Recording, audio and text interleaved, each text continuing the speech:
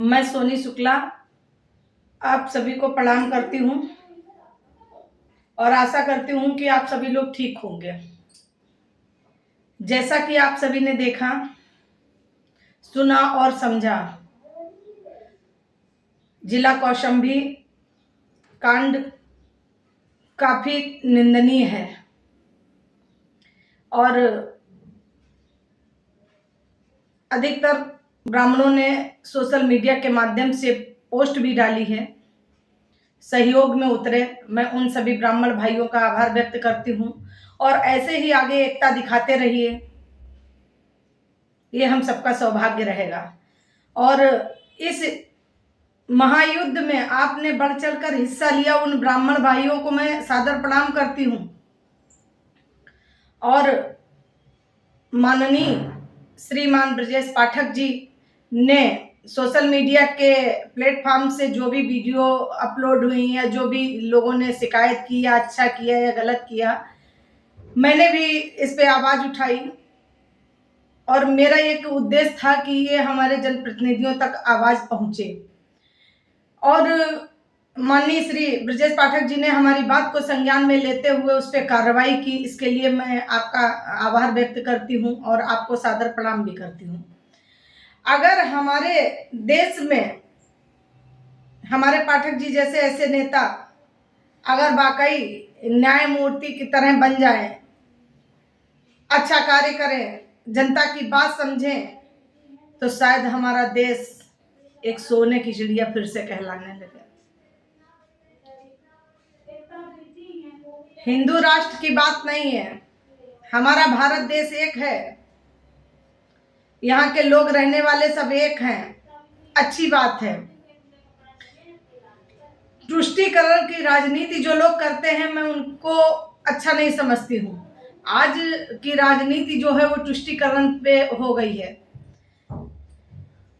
अच्छे से कार्य कीजिए, जनता के हित में कार्य कीजिए। मुझे ये लगता है कि अगर आप जनता के हित की बात करेंगे तो जनता बिल्कुल आपका सपोर्ट करेगी। आजकल जनता जाग चुकी है, आपके बहरूपीय सवालों में नहीं फंसने वाली है, अपने न्याय अपने अधिकार के लिए लड़ना सीख गई है। और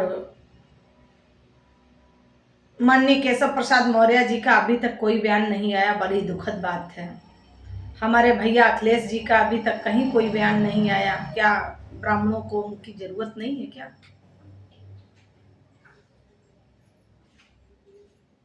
और अभी किसी नेता का बयान नहीं आया अब तक। कौशाम्बी जिला के कांड में किसी का नाम नहीं आया, किसी ने अपनी बात नहीं रखी, अपना विचार नहीं रखा। क्यों? क्या आप लोग वोट के लिए पहुंचेंगे? मैं अखिलेश भैया जी का काफी सम्मान करती हूँ, लेकिन दुख जब होता है जब आप मुद्दों से भटक कर अन्य जगह पे कार्य करते हैं। आप मुद्दों को देखिए, समझिए, उनको हित की बात कीजिए। ऐसा नहीं है। आप सब समाज को लेके चलिए, सभी जातियों को लेके चलिए, लेकिन न्यायप्रीत बात कीजिए।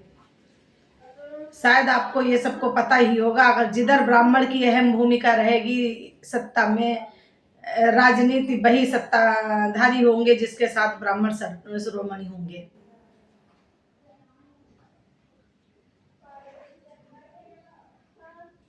तो ये सोचने पे मजबूर होना चाहिए, हमें जनता के हित में कार्य करना चाहिए, जनता की बात सुनना चाहिए। वाकई जो न्यायप्रिय, चाहे वो अधिकारी हो चाहे वो नेता हो, आप न्यायप्रिय बात करेंगे, चाहे कोई इंस्पेक्टर हो, सीईओ हो, डीएसपी हो, डीजीपी हो, कोई भी हो, आपको सम्मान जब ही मिलेगा जब आप जनता के हित की बात करेंगे, आप जनता के लिए कार्य करेंगे। अगर कोई व्यक्ति गलत है तो आप दोषियों को सजा बिल्कुल दीजिए, चाहे वो किसी भी जाति का हो, इसका मैं विरोध नहीं करती हूँ।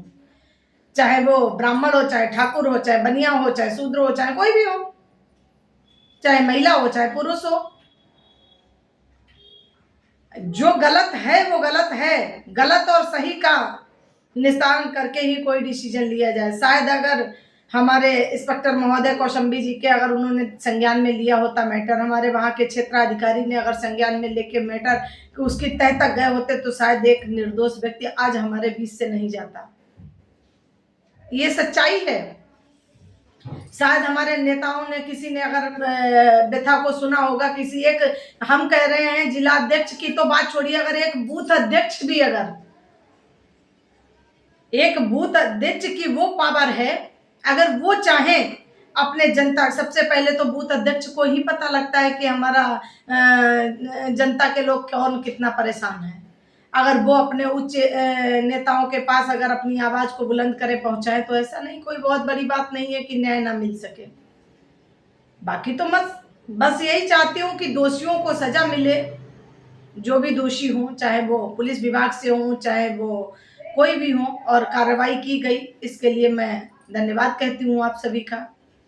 और ऐसे ही प्रति व्यक्ति, ऐसा नहीं आज ब्राह्मण है कल कोई अदर कास्ट है, अगर वाकई अदर कास्ट अगर निर्दोष है तो उसके पीछे ब्राह्मण समाज पूरा बिल्कुल तन मन धन से खड़ा रहेगा, और खड़ा भी होना चाहिए। हमें जाति पाति की लड़ाई नहीं करनी है, मेरे जात पात की राजनीति नहीं करनी है, हमें सर्व समाज को लेके चलना है। और सर्व समाज की बात करिए, सर्वहित की बात कीजिए।